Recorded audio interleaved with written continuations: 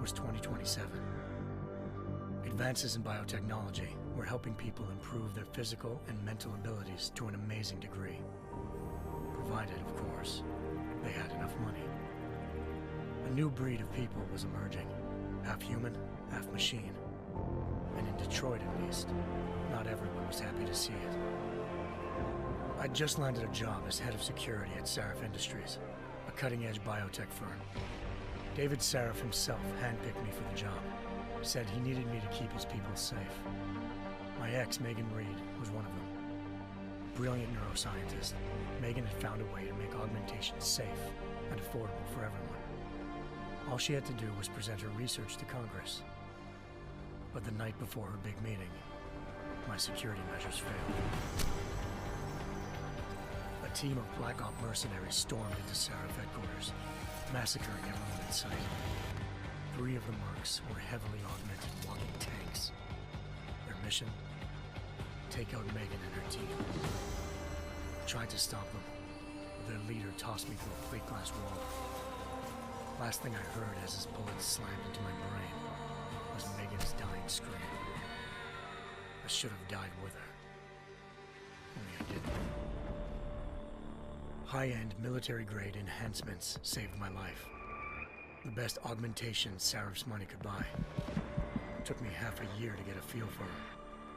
Should have taken longer. But 6 months into my recovery, SHAREf Industries was attacked again. This time, by a radical group of pro-human purists. Violent, militant, and fanatically opposed to human augmentation. They claimed to be members of Humanity Front, a non-profit organization that wanted the UN to limit biotechnology research.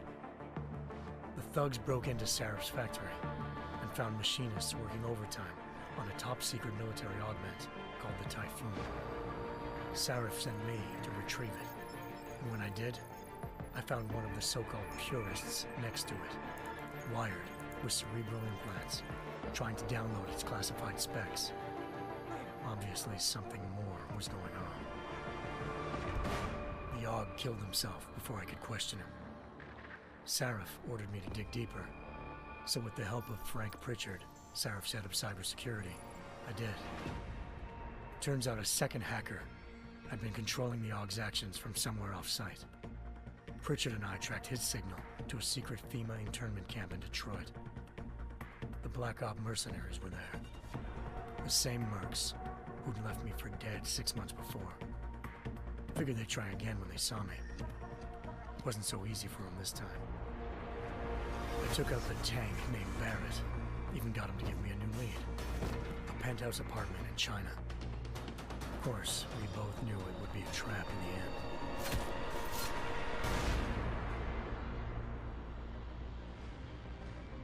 Hengsha Island, China. Home to a city so crowded, they had to build a second city on top of it. Trying to find clues in Hengsha wouldn't be easy. Lucky for me, I wasn't alone.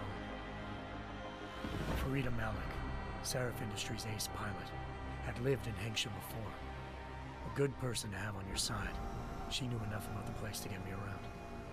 Malik dropped me in the lower city, close to the penthouse Barrett had told me about. Bell Tower Associates, a private security firm under contract to the Chinese government, had agents tossing the suite when I arrived. Just not for the reason I'd been expecting. Turns out the man who lived there was a criminal hacker named Van Bruggen. The same hacker who'd been remotely controlling the AUG in SHAREf's factory. Van Bruggen's panicked decision to force the man to commit suicide had been a mistake. Now his mercenary partners were gunning for him, and I needed to find him before they did. Locating Van Bruggen meant playing nice with the Triads, Hengsha's organized crime lords. They had the hacker holed up inside a low-rent capsule hotel. By the time I found him, Van Bruggen had no qualms giving up the woman who hired him. Zhao Yunru, president of the Taiyang Medical Corporation. According to Van Bruggen, Zhao wanted to monopolize the augmentation industry and had hired Black Op mercenaries to destabilize her competition. SHAREf Industries was at the top of her list. To prove this, I needed to get inside TYM and grab a surveillance hologram off a server. I suspected Van Bruggen was hiding something when he told me this, but nothing could have prepared me for what I saw. Megan wasn't dead. She and her 4 best researchers had been kidnapped, spirited away somewhere while their kidnappers made it look like they were dead. Desperate to learn more, I confronted Zhao in her penthouse. She claimed to be a pawn in a bigger plan, and hinted at a group so powerful it controlled global interests at a whim. Then she slipped into a panic room and hit the alarm, forcing me to make a very quick exit. I figured Zhao was lying, but part of her confession made sense. David Saref had been worried about his people. So worried, he'd required all of them to have subdermal locator devices surgically implanted. The GPOs would have been broadcasting the day of the attack. But Zhao said a single call to Picus, the world's leader in global 24-hour satellite news, had turned those signals off. I needed to fly to Picus headquarters in Montreal if I wanted to learn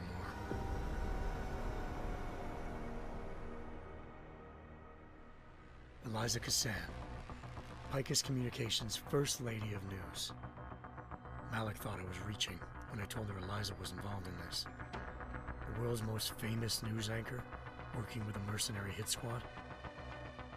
But when I confronted Cassan in her office, she freely admitted to jamming Detroit's satellites the night Megan's team had been taken. Said she's just been following her commands. I suspected she wanted to say more. But Black Op mercenaries showed up looking to shut us both down. And just like that, the Eliza I'd been talking to disappeared. The Mercs were led by an augmented killer I crossed paths with twice before, Fedorova, a woman who'd made silence her best friend. She waited for me to track Eliza's transmission to a secret server room underneath the Picus complex, then jumped me from behind. A deadly fight ensued. I made sure she never moved silently again. With Fedorova down and no one left to keep Eliza quiet, she reappeared. Turns out Picus's First Lady of News wasn't a lady at all. She was a sophisticated AI program, engineered to monitor data streams and control what people believed. Eliza told me the Mercs had brought in a Humanity Front doctor named Isaiah Sandoval to remove the scientist's implanted tracking devices while Detroit's satellites were down. She also told me to speak to David Saref if I wanted to learn more. By the time Malik and I got back to Detroit, tensions between normal and augmented citizens had reached a flashpoint. Riots were breaking out in several cities, and the UN was being urged to intervene. Saref was trying hard to convince Hugh Darrow, the inventor turned philanthropist who'd once been a leading proponent of enhancement technologies, to help stop a possible regulatory vote. Saref had a lot riding on Darrow. Megan's discovery would have given millions of people the chance to evolve beyond their normal human abilities, and at the same time catapulted Saref Industries to the top of the Fortune 500. According to Saref, Megan's kidnappers knew this, and didn't want people evolving unless they controlled how it was done. He called his enemies Illuminati, and urged me to keep searching. Determined to do so, I tracked down Sandoval via America's most outspoken augmentation opponent, Bill Taggart, Sandoval's boss and founder of Humanity Front. Sandoval admitted to operating on Megan's team when I confronted him, but said he hadn't removed their GPLs. He'd merely switched them to a different frequency. Pritchard was able to trace one of the signals to China. Malik and I immediately took off in pursuit. Unfortunately, the Illuminati were one step ahead.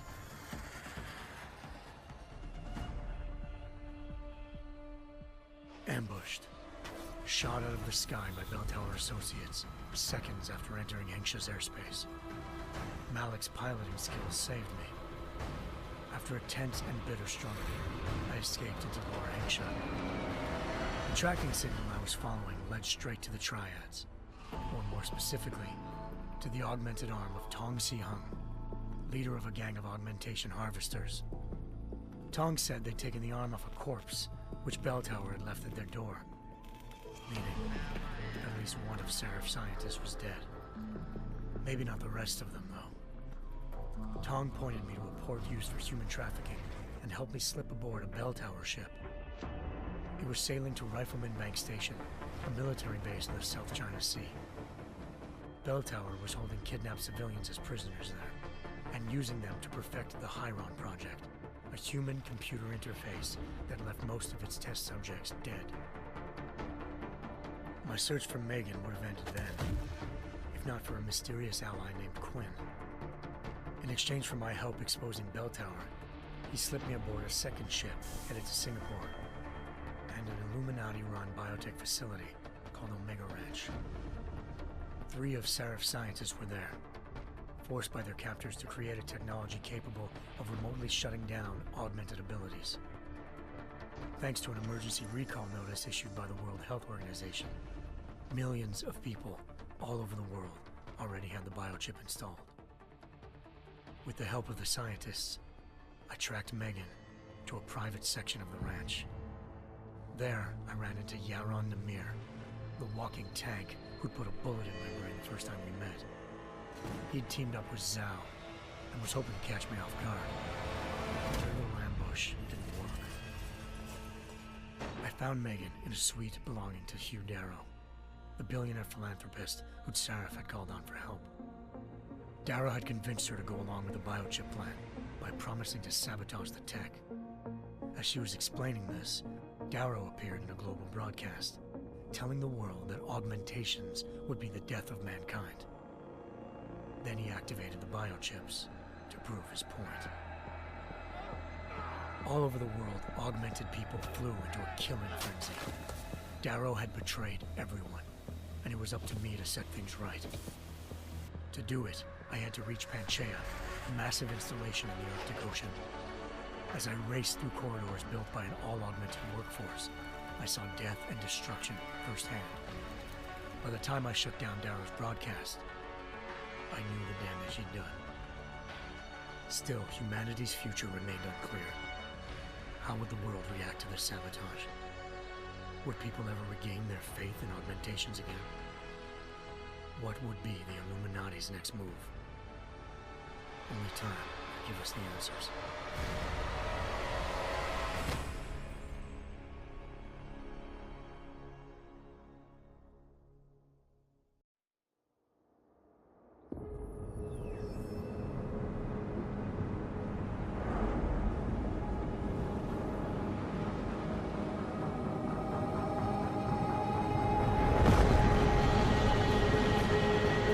I once thought I could save the world. Now look at it.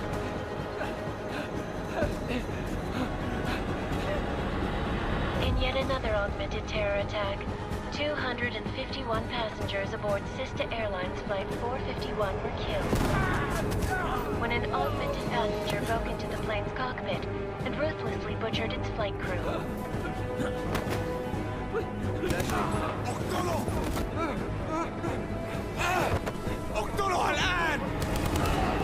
Details recovered from the black box recorder suggest that the man may have been suffering flashbacks to the AUG incident.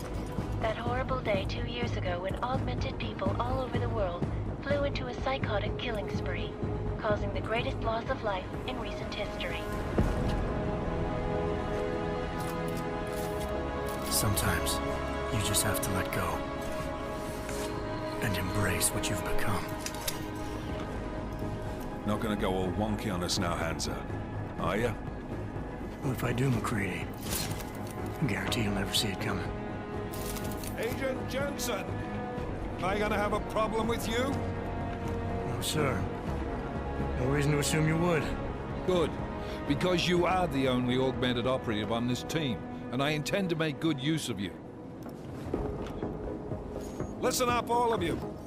We've got a sandstorm barreling down our arse and we can't afford to make mistakes. We're going after this man, an arms dealer named Shepard. He's ex-Bell Tower, one of the Special Forces commanders who disappeared during the incident. And he's come out of hiding. That cannot be good. It's not. He's selling weapons and military-grade augments to terrorists. This is Iran Singh, the undercover agent who lured Shepard out of his hole.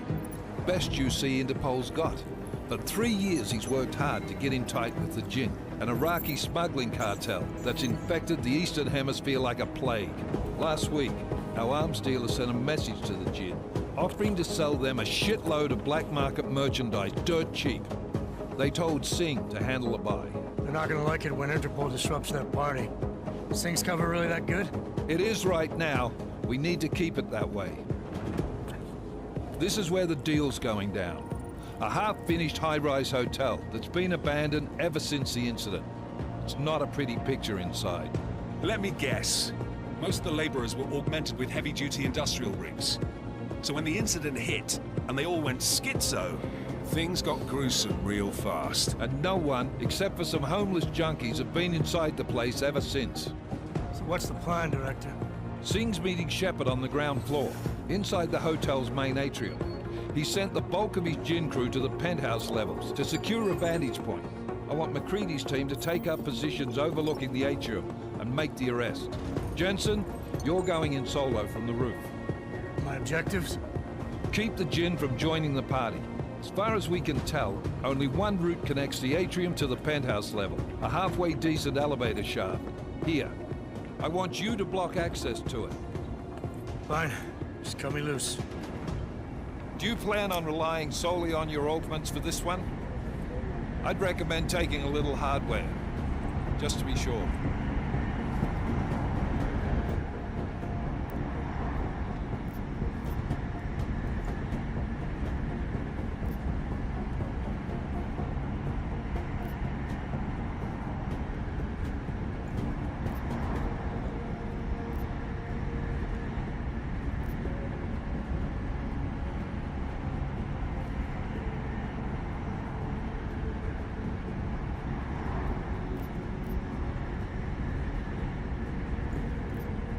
I'm not leaving my six exposed. Give me something lethal.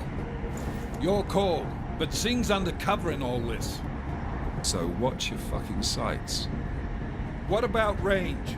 There's lots of wide spaces and high ceilings in there, but a number of tight and constrained rooms too. So it's a crapshoot, really.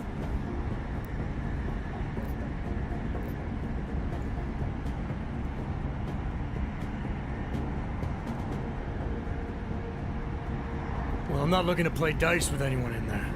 Give me something with distance. Your call. Less chance of being seen and compromising Singh that way. One last thing, Jensen. Singh said the Jinn are using some sort of portable Wi-Fi device to boost communications. He's got a better chance of maintaining cover if you disable it. I'll keep an eye out for it. But aren't we on the clock here? You said there's a sandstorm moving in. There is, and we got the intel on this mission at the very last minute, so we're scrambling a little. If it comes to it, your #1 priority is keeping the Jinn out of that atrium. Copy that. Time to put away your heavy thoughts, gentlemen. We're approaching the target building. You're up first, Jensen. Let's do this. Task Force action.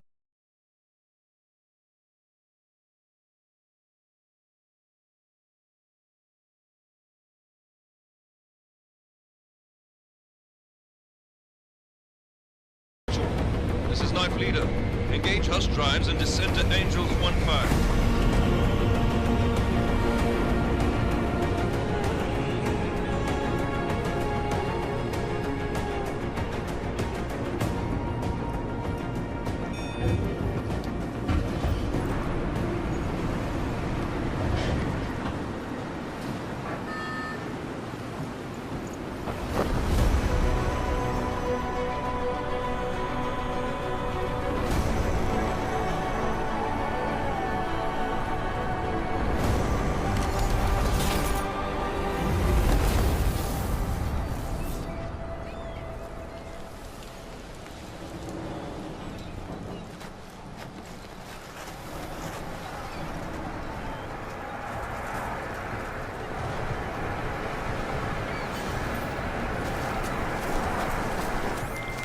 Team leader, this is Jensen. I'm on the roof. Solid copy. Move into the building. The access route you need to block is at the far end of the penthouses. And keep in mind, the direct route might not be the easiest one. Roger that. McCready will advise once his team is on the ground. Miller out.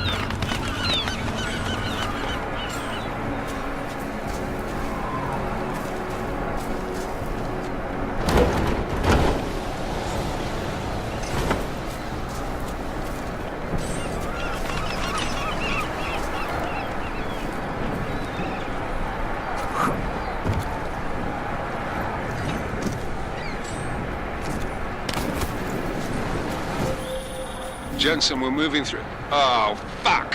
What's wrong? The Jinn have got a few Jennies up and running. Gonna have to hack keypads. Should enjoy it, McCready. They have colors and shapes. Just remember, red means bad. Fuck you.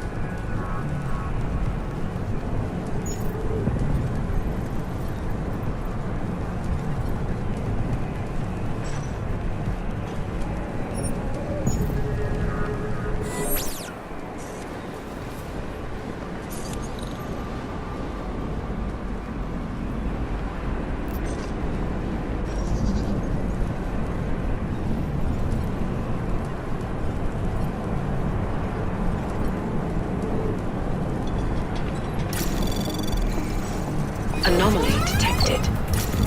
Trace program initiated.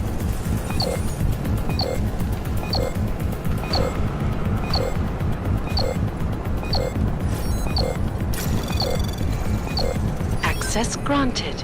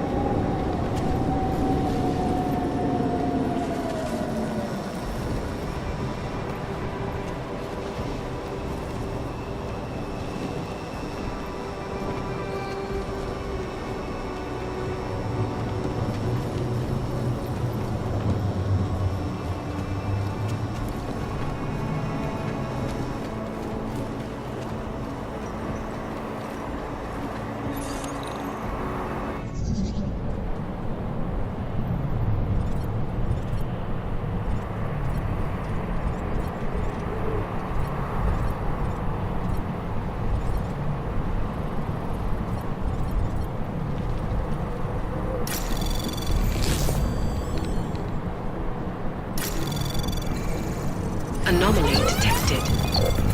Trace program initiated.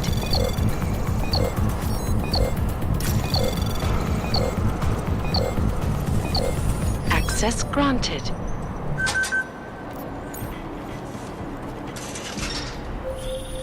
Jensen, Mac, listen up.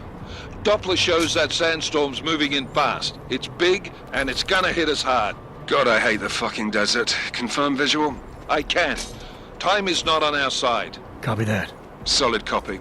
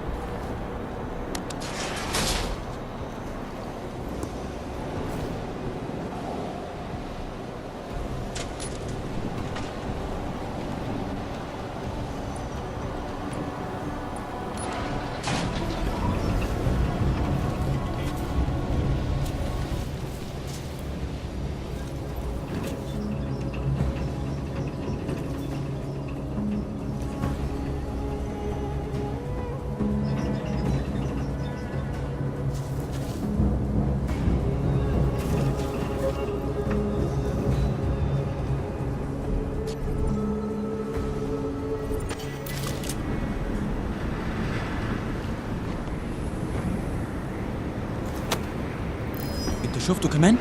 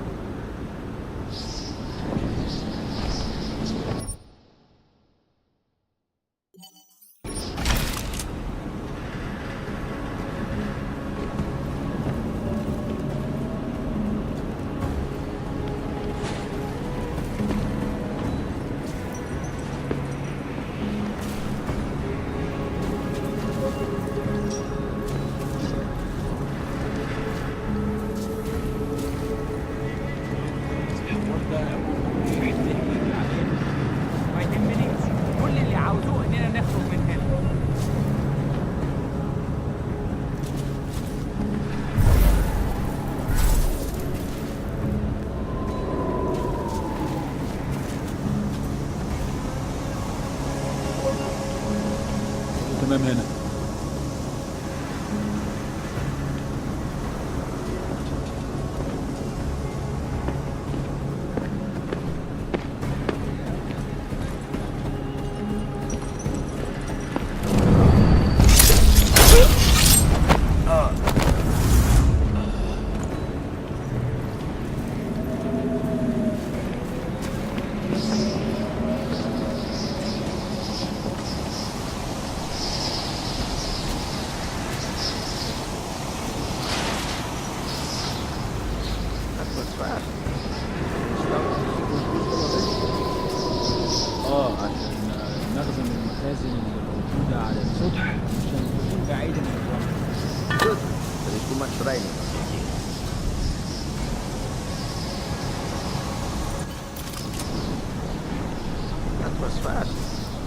Installed the signal booster already?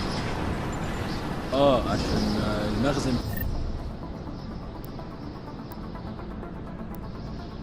المخازن اللي موجودة على السطح عشان تكون بعيدة من الرمل. Good. Something is happening. Odd.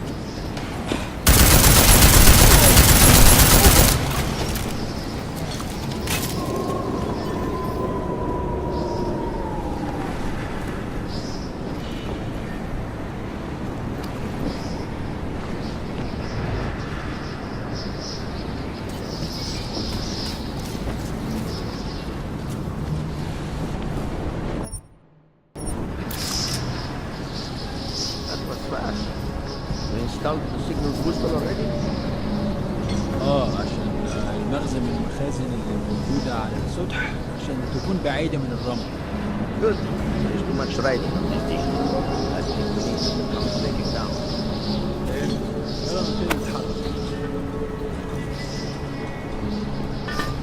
What's that doing? McCready, how you making out? Slower than expected. It's like someone's tilled a fucking cemetery down here. Say again?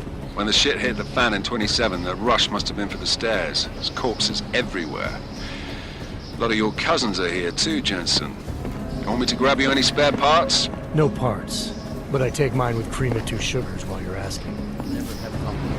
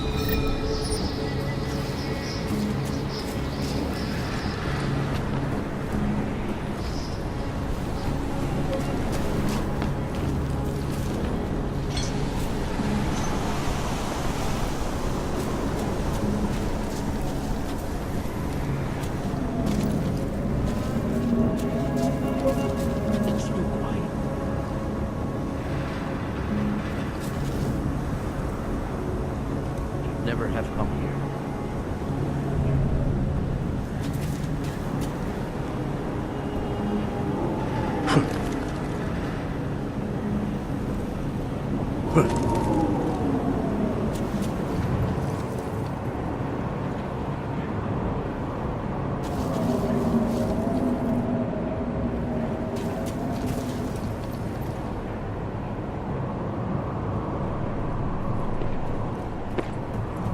What's taking so long?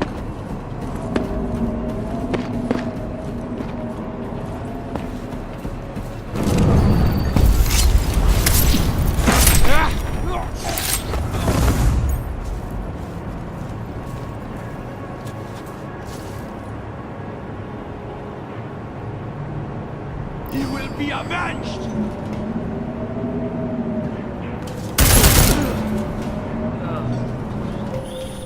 Jensen, what's your 20? Working my way through the penthouses. Remember to keep an eye out for the Jin's communications booster. If you can, disable it. Roger that.